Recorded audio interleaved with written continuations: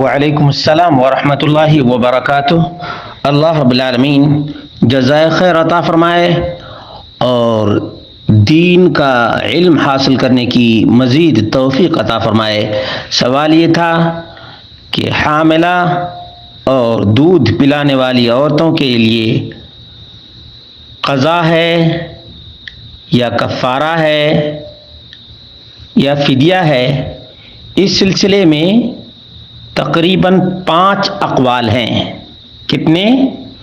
5 اقوال ہیں، لیکن دلائل اور براہین کی روشنی میں جو بات درست اور صحیح سمجھتے ہیں وہ یہ ہے کہ حمل والی عورت اور دودھ پلانے والی اگر روزہ رکھنے کی وجہ سے تکلیف ہو تو روزہ نہ رکھیں بلکہ فدیہ ادا کریں۔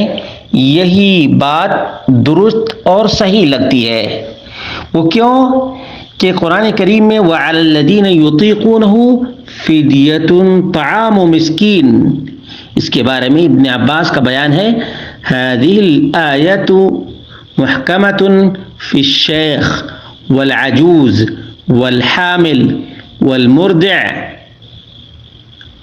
کہ یہ آیت بالکل ہی محکم ہے۔ جو بہت بوڑھا ہو گیا ہو یا بوڑھی عورت ہو یا حمل والی ہو یا دودھ پلانے والی ہو، اس سے مراد وعلی الذین یطیقونہ فدیۃ طعام مسکین، کہ جو روزہ نہیں رکھ سکتے، جیسے بہت بوڑھے، وہ مسکین کو فدیہ دے دیں، کھانا کھلا دیں۔ اور دوسری وجہ یہ ہے کہ ابن عباس اس کو یطوقونہ بھی پڑھا کرتے تھے۔ اس اعتبار سے دیکھا جائے تو صرف ایسی خواتین کے لیے صرف فدیہ ہے۔ چنانچہ سعید بن جبیر بیان کرتے ہیں ابن عباس سے، قال رخص للشيخ الكبير والعجوز الكبيرة في ذلك وهما يطيقان الصوم أن يفطر إن شاء ويطعم كل يوم مسكينا ولا قضاء عليهما، ثم نسخ ذلك في هذه الآية فمن شهد منكم الشهر فليصم، وثبت للشيخ الكبير والعجوز الكبيرة إذا كان لا يطيقان الصوم، والحبل والمرضع إذا خافتا افطرتا وأطعمتا كل يوم مسكينا، کہ بوڑھے اور بوڑھی روزہ نہیں رکھ سکتے، دودھ پلانے والی اور حمل والی جب خطرہ محسوس کرے تو ہر دن کے بدلے مسکین کو کھانا کھلائے۔ اور اسی طرح سے قتادہ اور اکرمہ بیان کرتے ہیں، ابن عباس قال اثبتت للحبل والمرضع، حمل والی اور دودھ پلانے والی کے لیے ثابت رکھا گیا کہ روزہ اگر نہ رکھ سکیں تو ہر دن کے بدلے ایک مسکین کو کھانا کھلا دیا کریں۔ اور تفسیر ابن عباس کا تعلق قرآن کریم کے نزول سے ہے، اور علوم حدیث میں یہ بات بالکل ہی مستحکم ہے کہ صحابی کی تفسیر جس کا تعلق نزول قرآن سے، نزول آیت سے ہو، اس کا حکم مرفوع کا، یعنی نبی کریم صلی اللہ علیہ وسلم سے سن کر ہی یہ بات کہی گئی ہوگی۔ یہ ابن الجارود المنتقی اور 381 نمبر سنن البیہقی الکبریٰ 8077، اور شیخ ناصر الدین الالبانی نے ارواء الغلیل میں اس روایت کو صحیح قرار دیا ہے اور کہا ہے کہ بخاری اور مسلم کی شرط پر ہے، جلد نمبر 4 صفحہ نمبر 18۔ یہ ابو داؤد کی حدیث ہے 2317۔ شیخ ناصر الدین الالبانی نے اس کو صحیح قرار دیا ہے۔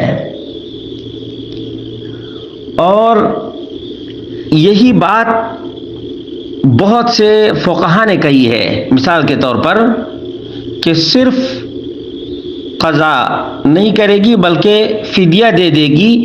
یہ عبداللہ بن عمر کا قول ہے، ابن عباس کا بیان ہے، سعید ابن جبیر کا بھی ہے، شیخ ناصر الدین الالبانی کا بھی ہے، کمال سید سالم کا بھی یہی بیان ہے، عبدالعظیم بدوی کا بھی یہی بیان ہے، عادل یوسف عزازی کا بھی یہی بیان ہے، اور ابو عبد المعز محمد علی فرقوس جو جزائر کے بہت بڑے عالم ہیں ان کا بھی یہی فتویٰ ہے، اور عبداللہ الزبیر عبد الرحمن کا بھی یہی فتویٰ ہے، اور تمام کتابوں کے حوالے جات موجود ہیں.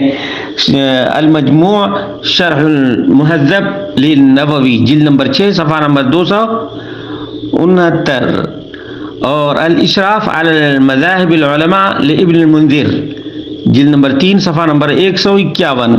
اسی طرح سے شیخ ناصر الدین الالبانی نے ارواء الغلیل میں اور اپنے کیسٹ میں بھی، cassette number سلسلۃ Alhuda والنور cassette number 58 میں اس کو بیان کیا ہے، اور صحیح فقہ السنہ لابی مالک کمال سید سالم جلد نمبر 2 صفحہ نمبر 127 میں بھی ہے، الوجیز فی فقہ السنہ والکتاب العزیز دکتور عبدالعظیم بدوی صفحہ نمبر 199، اور اسی طرح سے تمام المنہ فی فقہ الکتاب و صحیح السنہ شیخ عادل یوسف العزازی صفحہ نمبر 171 پر بھی ہے، اور اسی طرح سے شیخ الفرقوس کا بھی بیان ہے، فتویٰ نمبر 470 ہے، فی حکم افطار الحامل والمرضع من موقع شیخ فرقوس الرسمی.